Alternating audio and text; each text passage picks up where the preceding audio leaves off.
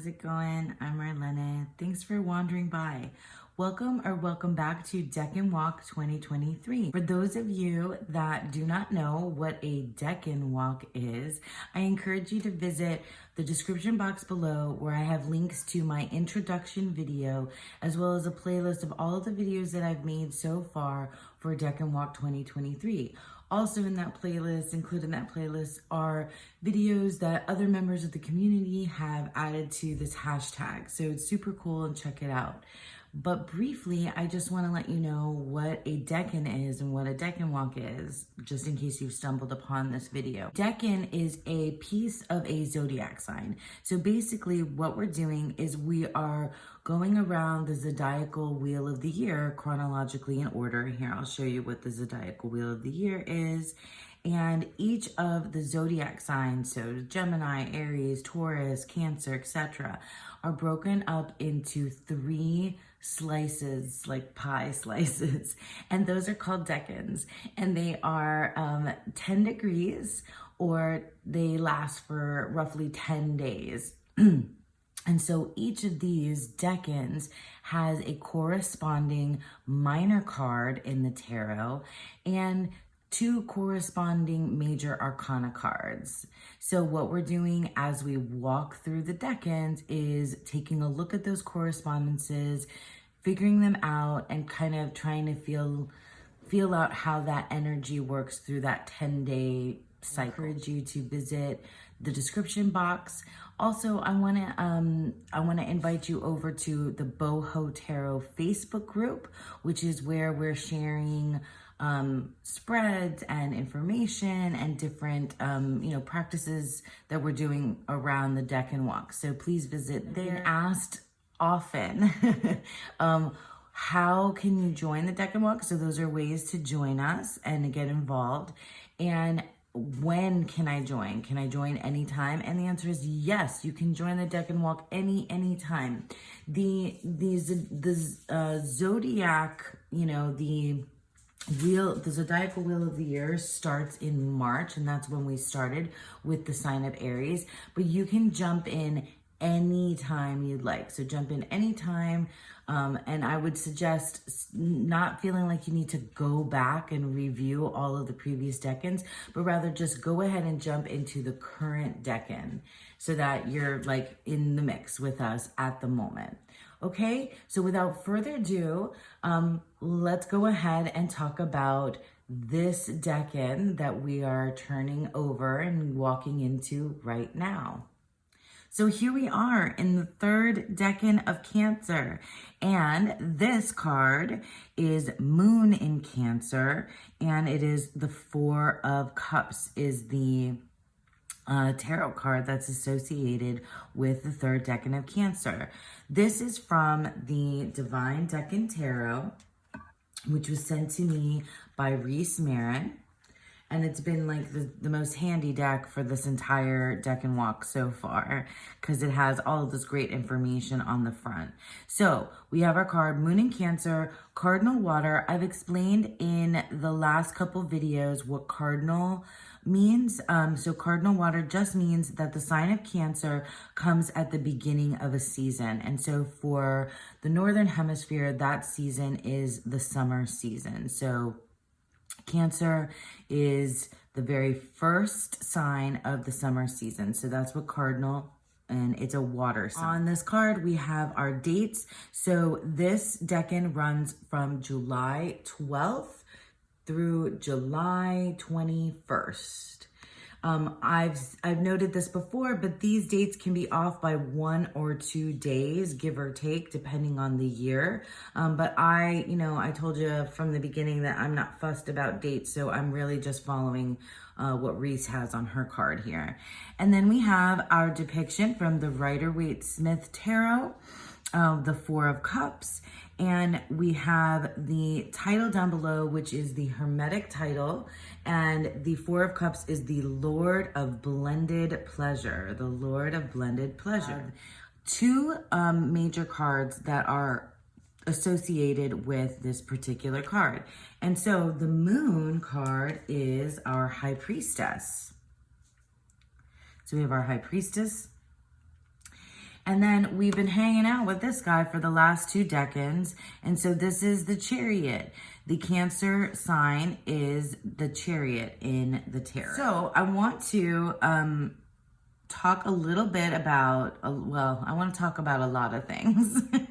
But first, let's take a look at the way that these cards look in the Thoth Tarot and in another one of my, and in a couple other of my tarot decks. And then we're going to really dig in to Susan Chang's book, 36 Secrets, which has been my main, one of my main resources. Many of us are using this book for this decanic journey, right? This time, so I have lots of different resources and you'll see them all in the description box below. But for this particular card, for the Four of Cups, I really kind of latched on to Susan Chang's chapter and I really enjoyed it. I've read some other things, but honestly, this is, you know, this was my main source of kind of parsing through meaning to get an understanding of this decan and to deepen my understanding of this card, the Four of Cups. Thoth Tarot, the Four of Cups has a different title than the Lord of Blended Pleasure. Crowley did that on several cards, I think. So the Four of Cups is called Luxury. And then we've looked at our Chariot before from the Thoth. So that's our Chariot from the Thoth Tarot. And then here is our High Priestess or the Priestess in the Thoth Tarot. Look at this other deck, the 8th House Tarot. This is an indie deck. Like I said, I leave you links in the description box below for everything. And then we have our Four of Water, the Moon in Cancer.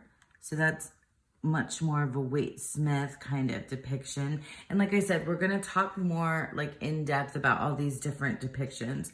We have our Moon, High Priestess. What I like about this deck is that it has the astrology is first and then the tarot is there on the label. That's just really cool with the moon and all the doorways. I like that. And then we've seen this guy too. So here's our Chariot and it's the Cancer card. And we have our big crab here, which is the, you know, the sign, one of the symbols, I mean, for the Chariot, or for Cancer, the zodiac sign. And then we see our horses running here in the background, which is that nod to the Chariot. So from the Zodiac Tarot, we have the Four of Cups, and this deck is great because it has your zodiac, your planetary and zodiac signs right on it. So it has your decan, Moon in Cancer. And then we have our High Priestess. I really love this High Priestess. She's got, oh, what is she? Is that a crystal that she has in her hand? I was going to say it was the moon, but the crescent moon is there. And she's in the water, which is fabulous. And then here's our Chariot. I prefer it when the Chariot doesn't have reins. This is from the Zodiac Tarot, from an astrology deck that I have. It's the Star Codes Astro Oracle. I really love this deck. I like to pull out the zodiac sign and the planetary sign, sometimes even the houses that it corresponds to. But so here's our Cancer card from this deck, and the keyword here is immerse, which is interesting to me. And then here we have our Moon card. Isn't this beautiful? And the keyword for moon is perception. And I really like that. We're going to talk more about these particular associations and correspondences because, as you know, my deep dive into this particular practice is really about kind of getting more familiarized with this astrology, and also kind of ruminating along with these other authors on how these two particular influences, these astrological influences, what bearing they have on the scene, depiction, and interpretation of the tarot card itself. So now let's go ahead and dive into walk through Susan Chang's chapter on the Four of Cups so we can kind of piece together how we ended up with this, with this guy under this tree being handed a cup out of the thin air. So Susan Chang calls this chapter Refusing the Call. And I'm just going to walk you through some of the places in Susan Chang's book that I highlighted and my takeaways from it as we go along. So, Refusing the Call. She talks about how the Four of Cups is a complex card because it evokes opposing states. Scarcity versus surplus, temptation versus apathy. So she says, an outstretched hand offers a cup full of who knows what. And I found that piece completely fascinating. This is from Tarot by Caro. So one of the things that I got into thinking about is also this scene begs the question, what's in this cup? What is it? Have you guys ever thought about that? Is it water? Is it wine? Is it blood? Is it, who knows? What is it? She says, fine wine, arsenic, divine grace, freedom from pain. What is it? What is in this cup? And also that also begs the question, like, what do you want to be in this cup? So clearly in this depiction, this really looks like refusing the call, because this person has turned their head away, whereas this one, the figuring out in the Waite-Smith, and that's what Susan Chang does, figuring out like why this person is in this particular pose, seated the way they are. There's a bunch of different ways that you can take that.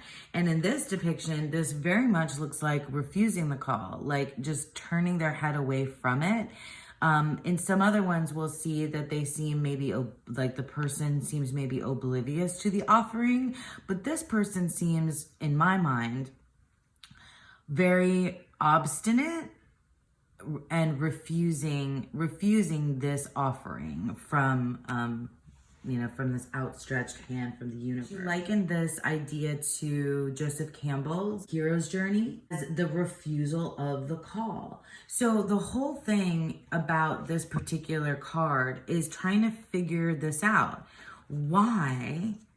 First of all, what the heck is in the cup? And why would this person refuse the call? And what is that in the first place? And so in our investigation, we're going to take a look at, the astrological influences here, the moon in Cancer, to figure out, to answer. In each chapter, Susan Chang calls upon the Decan observers of the past, so ancient astrologers or ancient texts, one of them being the Picatrix. And I have a deck that I haven't shown very much since I first started this, which is the Picatrix Decans, which is a collage style deck that it takes the description of this decan and then has, a scenic representation or a collage artwork representation of it. And so here we have the third face of Cancer, moon in Cancer. So I'll read to you from the Picatrix little pamphlet. Sell half with a snake in his hand and gold chains before him as a talisman, acquisition by conflict. Okay, so let's go through what Susan had to say. She calls the cosmic MacGuffin. So, according to the Decanic observers of the past, the images of this face show two peculiar and consistent characteristics: jewelry and adornment, and also these ideas of crossing the ocean, entering a ship to go to sea. That's a little bit different than what the Picatrix Decan, creators of this particular deck thought. Possessing golden jewelry, the golden chains, we did hear about that. And then, this is the Latin Picatrix. So her translation of it is the contention of men, the pursuing of those who fly, the hunting and possessing of things by arms and brawlings. So we got that idea of conflict here too with the other translation. So, reading between the lines, according to Susan, we see a quest not merely for riches, but for objects of desire, signifiers of status and wealth. What is the coveted object? What the coveted object is hardly matters. It is a cosmic MacGuffin. So it doesn't, I'm not sure if I agree with Susan that the object of desire doesn't matter, but like for me, that whole piece brings in our major cards. So the quest, let's keep this guy over here. So the quest, this idea of questing for me is here in the Chariot. So we've talked about the Chariot as like our soul vehicle that takes us through, you know, that we move through life in, and it's our will, our willpower and our will. That's one of the main ways to see the Chariot. And also that idea is, you know, very much tied to like a holy grail quest, like a search for meaning. And the Chariot is the vehicle in which we ride through this life in our search for meaning.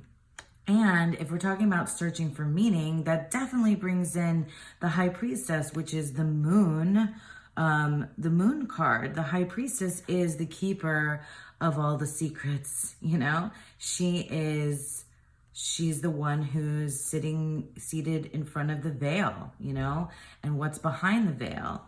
And, you know, Susan Chan gets into this dichotomy as well between these two characters. What is he questing for? Where, you know, like you're imagining I'm like playing like Barbie dolls here, but you know, you're imagining the Charioteer in front of the High Priestess and like how that conversation goes. Does it end like this? You know, like that's what we're trying to figure out. So let's go on and continue to talk about this particular image, because there's this whole bit about a turtle, and I was like looking for it in here, and if you can see, this guy has a turtle for a hand. So why a turtle? A cell half with a snake in his hand. So this word cell half, I'm not sure I'm pronouncing that correctly at all, is not a word you'll find in an English dictionary. So it's a transliteration of sulhufa, and it's Arabic for turtle. So why a turtle? So, well, with his hard shell, the turtle is reminiscent of the armored archetypal crab form of the Chariot. But more importantly, in myths worldwide about the turtle represents a self-sufficient and complete universe. So I've seen, I should have grabbed it, but the world card often in the tarot, you'll see a turtle, and there's, you know, myth, legends, and also contemporary literature, contemporary fiction, I should say, that uses the turtle as a complete universe symbol often. So one that I can think of is in the Dark Tower, in the Dark Tower series by Stephen King, one of my favorites. I think of the turtle, the wise mystic turtle in the Never-Ending Story, and also in the Divine, Tarot of the Divine, the world card is a turtle. Anyway, so turtle is important here, and the hard shell, you know, likens it to this, to the Cancer, to the Chariot card. So with this Decanic figure, right, with his turtle hand, turtle foot, snake hand, it bears a secret message that we have everything we need, the turtle, yet we desire more. Hunger breeds hunger. So that's like that idea of the conflict and stuff that we were talking about with the Picatrix, the Agrippa, all these different translations that she had in there. But that for me, really, this desire for more bit, that really feels connected to both of these, to the Chariot, right? We have everything we need. So this is our vehicle, our soul vehicle. We have everything we need in here to traverse this life, but we desire more. And like often that's a feeling that one might have when you do pull the High Priestess card, that you're like trying to figure out. She's saying to you, you know, it's within you, you know, but like you want, you know, like there's a secret desire for more, and you also have it within you. Like these are counter, like these ideas are contained, these two different opposing ideas are contained within these two cards, because she's saying you have everything that you need within you. You have this like this vehicle that you're moving through, that you're keeping yourself safe in. But the Charioteer and people, you know, like humanity is desirous for, you know, in their quest for meaning, or quest for lots of things. For me, it would be meaning. For lots of others, it might be for success, and whatever it is that motivates you, you know, that's really what's inside this Chariot card. And also, you know, so the desire is here as well. And the having everything you already need is here, and having everything you already need is also here in the High Priestess card as well. So I thought that was really cool. Gosh, I hope I'm making sense to you guys. Okay, so let's look at the Thoth Tarot, because this idea of luxury and desire. Okay, so I highlighted this particular line in Susan Chang. Luxury and desire have a curious inverse relationship. So I was already talking about that with these two, with the Chariot and the High Priestess. Great desire attaches to luxuries you cannot or do not have.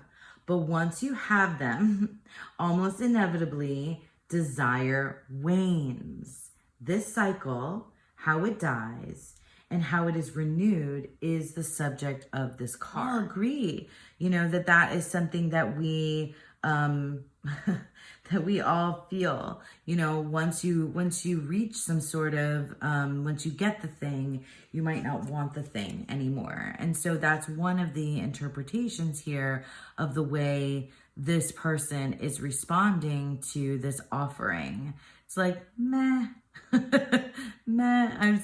I read that somewhere, I think in a blog, that this is like the meh card.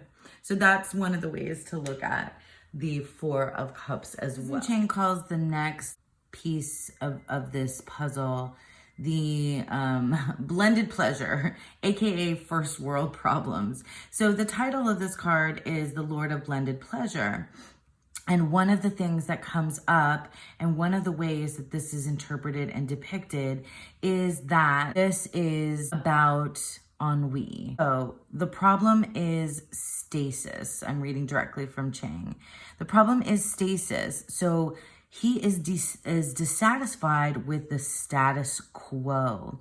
So because we are in a 4, which is a structured number, and because this is the realm of water and the emotions, the 4 it signals a stability of emotion, right? That's a way that this can be interpreted. Everything is okay. Everything is fine. Everything is status quo. And often people can get bored with that status quo. What is the cause of this young man's discontent? He's neither starving nor poor nor ragged, like those poor souls in the 5 of Pentacles. No, the clue is in the stillness of the setting, the leaves hanging listless and heavy on the tree, the lack of a palpable breeze. The problem is stasis. He is dissatisfied with the status quo. Ateya says the 4 of Cups represents ennui. He is bored.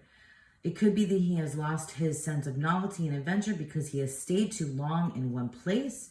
It could be that his privilege has blinded him to gratitude. It could be that he has lost his hunger because he has been given everything he needs. We don't know. You know, we don't know. We can speculate. So I grabbed some of the depictions that I've seen in my tarot decks to kind of reflect this idea of ennui or boredom. This is from the Deviant Moon. And here we have our figure that is so So bored, so over it. And that's one of the ways that people read this card, that they're just like so over it. In this case, the way that I'm seeing this is like a boredom from things being too, like having everything that you need emotionally and being bored because there's nothing thrilling about the status quo. And so they're so bored that they are just tossing. They're not being offered this cup. This cup has been offered. It has been, I guess, placed in their hand already. And they don't care. They're just throwing it away, which I think is a really interesting depiction of the Four of Cups. This is from the Muse Tarot. And this is so interesting. It's got that optical illusion where these two faces create the cup. And so we have this person inside this, this is kind of surreal collage work here, where we have this person that's inside this cup, and they seem bored. They're not seeing that they're in. So like the fourth cup is this cup. There are 3 cups here, and they are inside the fourth cup. So they are so well taken care of. They are so, they're so stable that they themselves are inside the cup and they're bored. I thought that was interesting too. And then here we have, a little bit more nod towards, these are all Waite Smith inspired in my mind. But like this one is like, this one may be a little bit more refusal of the call. This is from Tarot of the Abyss. So this person is clearly getting this cup from this tree, which I think is interesting. Rather than the hand, the cup is coming from the tree, and the other cups are down here, and they're the roots of the tree. And this branch, is like, this tree is like this being that's offering the cup, and they're just sort of turning their face away. They seem, kind of intent on these other cups, which I think is interesting. I have some other decks that do that as well. But yeah, so in this case, this feels more like a, these two seem more alike, whereas these two seem like very much that ennui, very much that boredom.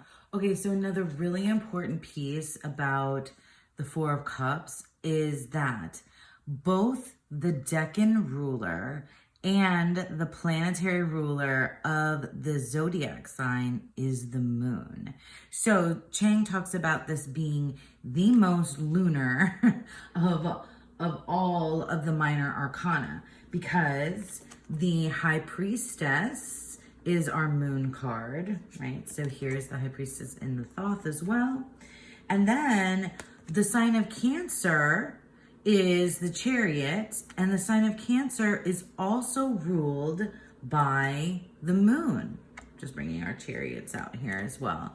So the moon is the ruler of the Decan and the planetary ruler of this zodiac sign. So our associations with the moon here are really important to our understanding of the Four of Cups. My favorite things that Chang wrote is the way that the moon has the effect on the oceans and the waters of Earth. In the Four of Cups, I think of the moon exerting its force on the tides of the earth.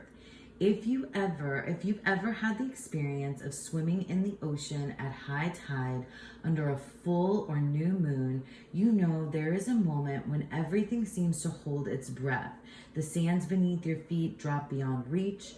The water is deep, dark, and restless, yet without clear direction. It is like being face to face with your own subconscious, or being absorbed in a dream you know you will soon forget. Soon, the moment will pass and the waters will recede, exposing the shoreline by tiny, inevitable increments. It's so funny to me because I'm currently doing a lot of work with the idea of the symbolism of the tides of ebb and flow with Don Michelle's monthly medicine practice. So I was just talking about this idea, and it's I mean, I just love that I'm working in this idea of ebb and flow, and we're entering this Decan, which is the ebb and flow card. She goes on to talk about, you know, the full moon, the new moon, and how all the tides contain their opposite. You can't have ebb without flow, except, you know, that's the lunar influence here on the card of the Four of Cups. And like I said before, it really does feel like this push-pull between these two things. Like I said before, like if you imagine these two figures speaking to one another, there would be this just very big push-pull. Like, you know, I'm what's the meaning of life? You know what the meaning of life is, but I've, you know, come all this way, you know, that sort of thing, where you have that moment where the, you know, the hero or heroine reaches like the oracle or the divine, you know, place where they're going to get those answers, and the answer is that you knew all along, it is within you, that kind of thing. That push-pull, that dichotomy here between these two is just amazing. So in the next bits of this particular chapter, Susan Chang talks about awakening under the Bodhi tree and how there is a connection between this, you know, particular scene in the Four of Cups with the story of the Buddha's enlightenment. The story of the Buddha's awakening beneath the Bodhi tree, it's impossible not to see the parallels between the seated figure of the Four of Cups. Maybe his eyes are averted because he has overcome his desire for attachment, represented by the cup. Some other ones, because she does go on to talk about what it means to answer the call. Grabbed a couple that kind of felt more like that meditative, like the Buddha can see beyond desire and attachment that is being offered to them. So I have a couple. I mean, you know, this is from the Fountain Tarot. Maybe this one seems a little bit more depressed and bored. Maybe it's a little bit more of that ennui, but you can also make a case for like that stability and structure with these, you know, these cubes, you know, that really are representative of the four here, and that this person is just maybe meditating, and they can see beyond, you know, like luxury and attachment to desires. So that's, you know, that I thought was interesting.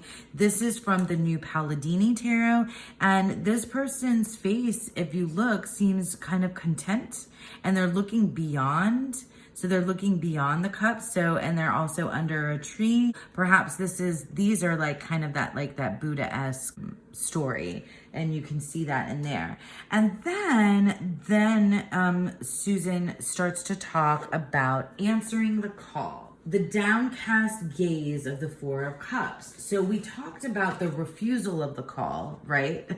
Where this person is actively turned away. In these depictions, these people seem to be actively engrossed in the three cups that they have, and they're not seeing the other cup. So this is another thing that we've seen. So this is from the Dream Vision Tarot. This is from the Dreaming Way Tarot. Yeah. And this is from the Sun and Moon Tarot, more of a Thoth, because it has our luxury word up there. Answer the call. A couple of things that I pointed out. Both the Grail Quest and the Merkaba Ascent can be cast as internal quests. So travel within. So here, let me grab our Chariot. This is really what, you know, the Grail Quest. Travel within, reconciling the fourfold parts. So remember when we talked about the Chariot, of your own character, and you will inevitably encounter your own divine spark and your purpose in life, which is what we imagine the Charioteer is looking for, right? But meanwhile, the High Priestess, well, let me grab this High Priestess because she has the book. The High Priestess holds a book of secret knowledge in the inscrutable folds of her robe. The bad news is you must discover its secrets for yourself. She will not tell you, for she is an avatar of silence. Whatever text you must decode, Whatever hunger you must satisfy, whatever role you're forced to play, begin by silencing the outer voices and look deeper at what you already know. So are these folks looking deeper at what they already know, the cups that they already have? Are they so ensconced in this particular in this particular idea that that's why they're missing the offering? In a sense, we could say about the High Priestess, right, that she is the repository of meaning. And I said this already, that the Chariot is the vehicle for finding meaning, the search for meaning. Maybe the figure under the tree isn't bored. Maybe his inner eye is focused on something we cannot see. Maybe he is actively imagining his way toward meaning. So in the end, I really do feel this whole like quest for meaning in the Four of Cups. And it's so fascinating to puzzle out what this person is thinking and what is in this cup, and Susan Chang says that one of the things she says is, what lengths does the charioteer have to go to get to get the answers for meaning? What does he have to go through? What does he have to do to reach a point where he can get the answers, the purpose, the whole thing? And this person really, really symbolizes all of those things, that maybe boredom from the status quo, maybe refusing this call, maybe they're already meditating upon, what they've been able to kind of separate themselves from this desire for meaning and attachment to desire for things. Maybe they've moved beyond that, maybe not. Who knows what is in the cup? What the heck is in the cup? What is in the grail? What is it that they are searching for? Is it meaning? Is it treasure, right? Is it back to this thing with the conflicts of humanity and this, the jewels and this luxury and things that we are searching for? What is it? And I love thinking about all of that. So I created a spread, and you will find the spread PDF in the description box below. I will also post a picture of it in the Boho Tarot Facebook group. But that's it for me today, you guys. I've got a huge pile of decks and cards all around me, and I definitely have spent quite a bit of time wondering about this figure here and this Moon in Cancer Decan, 3 of Cancer. I hope that you all enjoyed this, and I hope that you all have a beautiful, wonderful 3rd Decan of Cancer and a beautiful, wonderful day. Bye.